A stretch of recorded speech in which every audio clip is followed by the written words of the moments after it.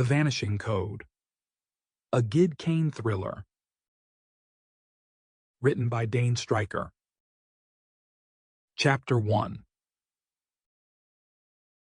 The sound of crunching gravel snapped Gideon Kane out of his thoughts.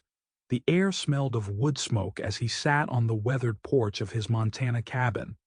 Ancient boards creaked beneath his chair, a sound as familiar as his breathing after years of self-imposed exile. Through the towering lodgepole pines, a delivery truck wound its way down his quarter-mile dirt road, its white paint dulled by dust and distance. No one came here, not without a reason.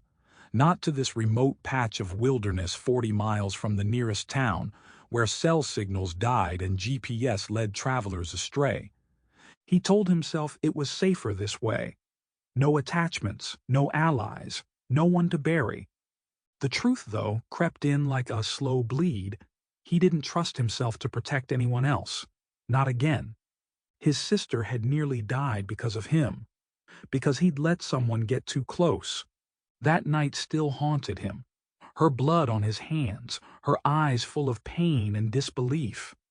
People close to him always paid the price. That was the pattern. So he had moved on.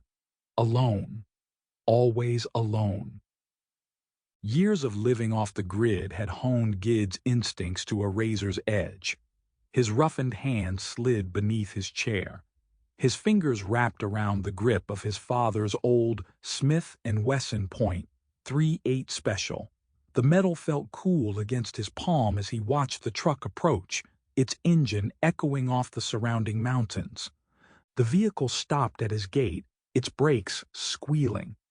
A young driver emerged, couldn't have been over 20, wearing a brown uniform that looked too new. He carried a plain package under his arm, his movements tentative as he surveyed the property. Gid noted how the kid's eyes lingered on the solar panels, the satellite dish, the maintained generator shed. The package bore no return address from what he glimpsed, just a printed label with his name, a name that died in a botched undercover raid years back. The sight made the scar tissue along his left arm tingle. "Leave it on the step," Gid called out, his voice rough from disuse.